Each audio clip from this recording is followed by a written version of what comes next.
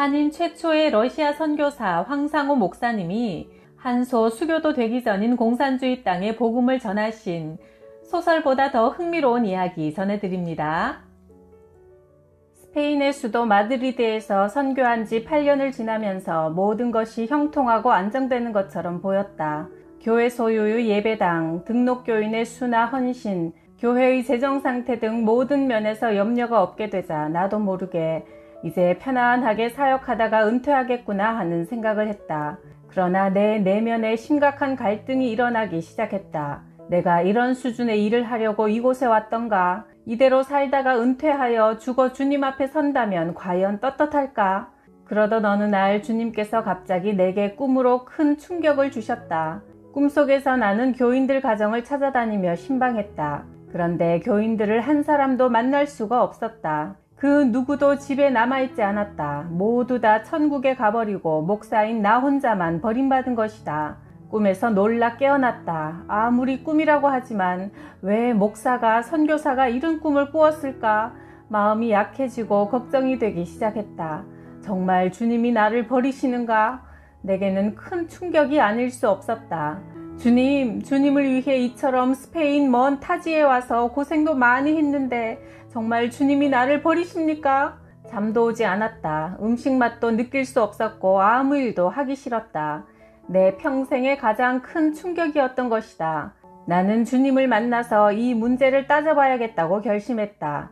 이 문제를 해결하지 못하면 목사도 선교사도 사는 것도 다 포기하리라 결심하면서 금식 기도를 시작했다. 기도 기간은 주님을 만나 이 문제를 해결할 때까지였다. 10일, 20일, 30일, 39일 금식 기도는 계속되었다. 체중은 18kg나 줄어 살가죽과 뼈만 남았다. 교인들은 매 주일마다 강단에 서는 목사의 얼굴이 말라 들어가는 것을 보고 암에 걸린 줄 알았다고 했다. 왜 금식 기도를 하는지 교인들도 아내도 몰랐다. 이 수치스러운 내용을 누구에게도 이야기할 수 없었던 것이다. 39일째 저녁 시간이었다. 주여, 이제 내일 하루 남았습니다. 왜 주님 침묵하십니까? 왜 얼굴을 가리우시고 못 본 채 모르는 채 하십니까? 왜 귀를 막으시고 못 들은 채 하십니까? 주님의 침묵, 그것이 목사에게 가장 큰 시험인 것이다. 마지막 40일째 새벽이 다가왔다. 주여, 오늘이 마지막 날입니다. 오늘 낮 12시까지 이 문제를 해결해 주시지 않으면 선교사도 목사도 사는 것도 끝입니다. 주님, 당신은 살았습니까? 죽었습니까? 그날 낮 시간까지도 주님이 침묵하시면 40일, 50일 그대로 버티다가 죽으려는 각오뿐이었다. 드디어 낮 12시가 되었다. 내 인생의 극적인 분기점이었다. 사느냐 죽느냐 하는 역사적인 순간이었다. 주님, 당신은 살아계시지 않습니다. 당신은 죽었습니다. 나는 이제 선교사 목사를 포기합니다. 내 인생도 포기합니다.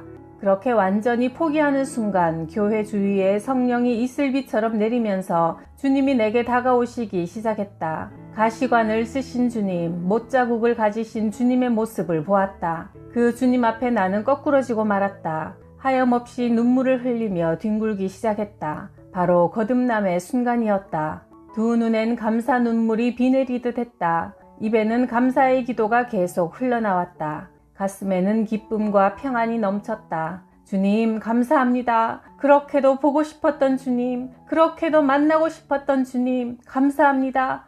나를 죽이시지 않고 버리시지 않고 살려주시고 해결해 주시니 감사합니다. 몇 시간이나 눈물을 흘렸는지 모른다. 그 순간 이제 내 남은 목숨을 소련 선교에 바치겠습니다. 라는 서약이 갑자기 내 입에서 툭 튀어나왔다. 1989년 12월 23일이었다. 그때 소련은 개혁운동이 막 일어나기 시작했지만 아직 개방되지 않아 선교는 꿈도 꿀 수 없던 때였다. 그 뒤부터 그동안 고민하던 교회나 가정의 문제들도 하나씩 풀리기 시작했다. 아직 한국과 수교도 안 된 소련에 가려고 여행사와 영사관을 뛰어다니며 비행기표, 비자 등을 알아보니 호텔, 숙박비, 교통비, 용돈 등 합쳐서 3,700달러가 필요했다. 그러나 내게는 10달러 지폐 한 장도 없었다. 실망하며 집에 돌아와 침대에 쓰러져 누워 있었다. 아내가 말했다. 여보, 무조건 비행기 예약하고 기도합시다. 소련 선교에 도전하겠다는 그 마음도 하나님이 주셨는데 그깟 선교비를 안 주시겠어요? 아내의 믿음의 말 한마디에 힘을 얻어 벌떡 일어났다.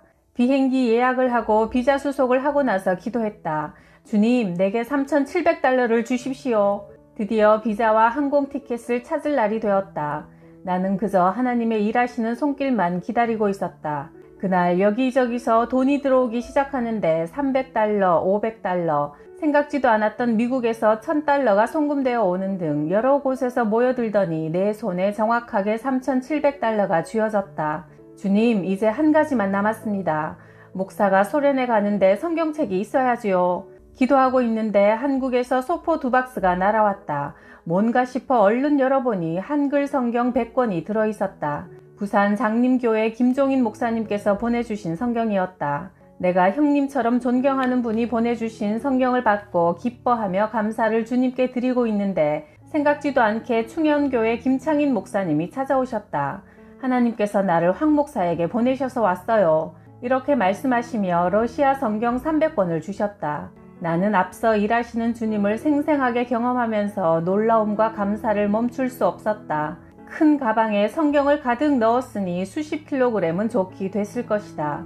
드디어 소련 땅으로 출발하기 위해 마드리드 공항으로 향했다. 마드리드 공항에서는 수화물 20킬로 이상은 절대 허용하지 않는다. 적당하게 봐주는 법도 없다. 성경책으로 가득한 가방을 공항 저울대 한가운데 얹으면서 나는 이렇게 기도했다. 주님, 알아서 하십시오. 그런데 웬일일까? 놀랍게도 저울은 고작 8kg을 가리키고 있었다. 갑자기 저울이 고장난 게 틀림없었다. 그런데 공항 직원들은 의심도 없이 8kg 그대로 모스크바까지 붙여주는 것이다.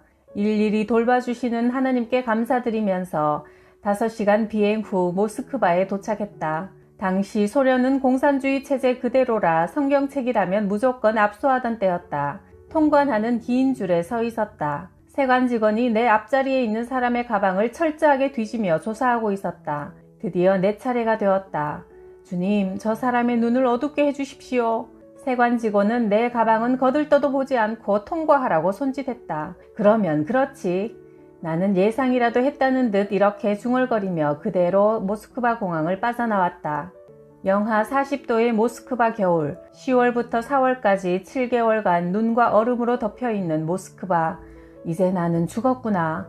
나는 모든 것을 하나님께 맡겼다. 공산주의자들, 유물론자들, 무신론자들과 싸우는 영적 전쟁, 73년간 소련을 짓밟던 사탄과의 싸움이 시작된 것이다. 주님은 스페인에서 안락한 생활에 만족해하던 내 등을 떠밀어 개신교를 이단으로 규정한 러시아 정교회, 북한 사람들, 각종 범죄단체, 공산주의자가 들끓는 악의 소굴로 나를 밀어넣으신 것이다. 주님, 나폴레온과 히틀러가 무기로 권력으로도 정복하지 못한 이 소련 땅을 복음으로 정복하게 하옵소서. 기도하며 호텔방에 쭈그리고 혼자 앉아있으니 너무나 초라했다. 아는 사람도 없고 지리도 모르고 말도 통하지 않았다. 아파트 구입, 통역자, 차량 구입, 교회 설립 예배 등 10가지 문제를 적은 종이를 하나님께 던지면서 나는 오직 기도만 했다. 주님, 나는 책임 못 집니다. 하나님이 책임져 주옵소서. 눈물을 줄줄 흘리며 애끓는 가슴으로 하나님께 부르짖었다.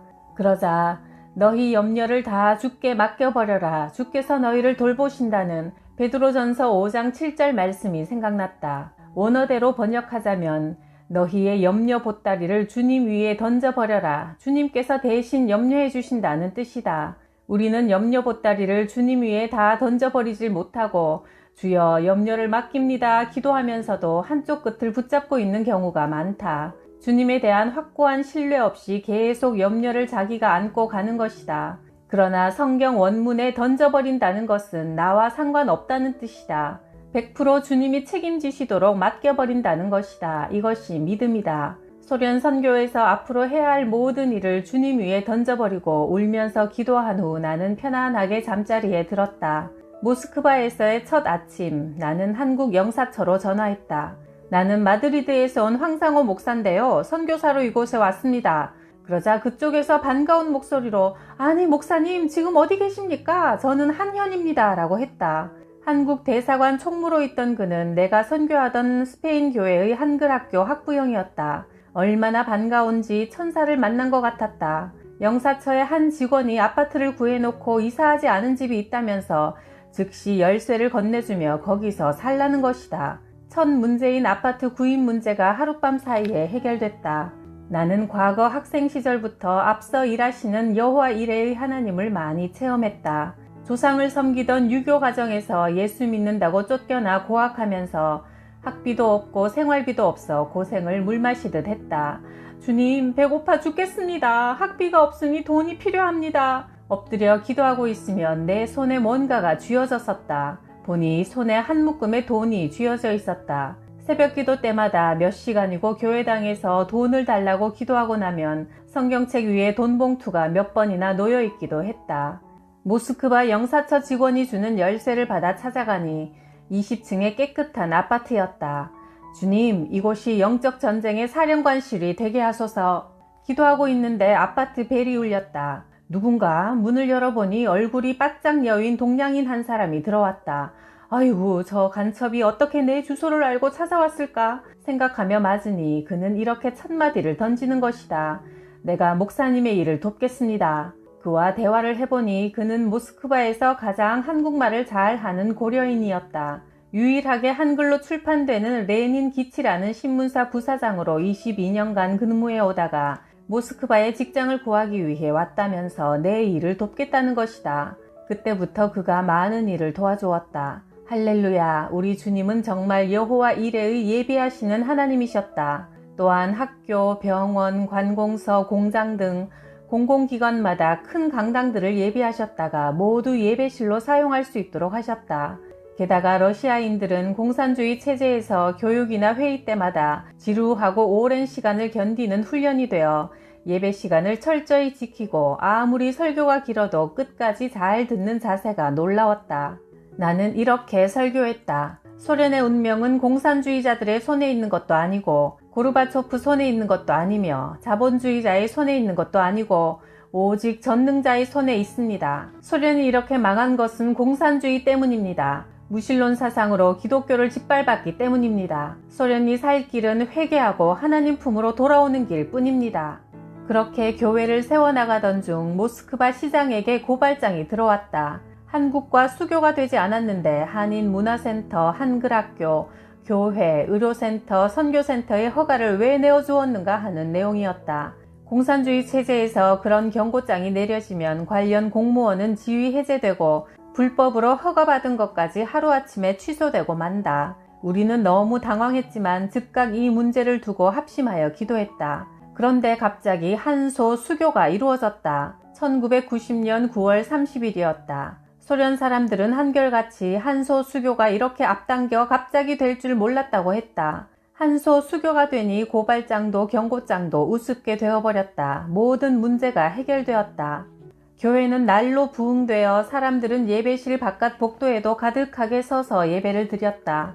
나는 장애인 선교에도 힘을 써 구청장과 상의하여 여러 차례에 걸쳐 구청 내 강당에 500명씩 장애인들을 초청했다. 일부는 예배로 기도와 찬양, 전도를 위한 설교를 하고 2부는 태권도 시범을 보이며 성경을 나누어 주었다. 난생 처음 성경을 받아준 러시아 사람들은 목발 또는 휠체어를 탄 채 성경에 사인을 해달라고 줄을 서곤 했다. 장애인 중에 45세의 특이한 여성 기형인이 있었다. 허리 아래로는 한 사람인데 허리부터 위로는 두 사람이었다. 음식은 두 사람의 입으로 먹되 배설물은 한 곳으로 나오며 때로는 한 사람이 잠을 자려 하면 다른 한 사람은 놀자 하여 서로 싸운다는 것이다.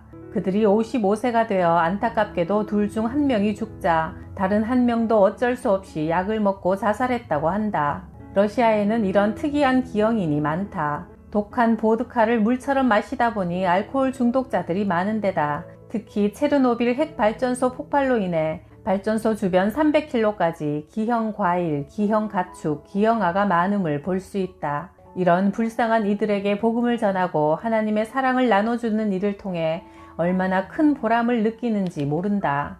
곳곳마다 할 일은 산더미처럼 많은데 일꾼이 없어 안타까울 뿐이다.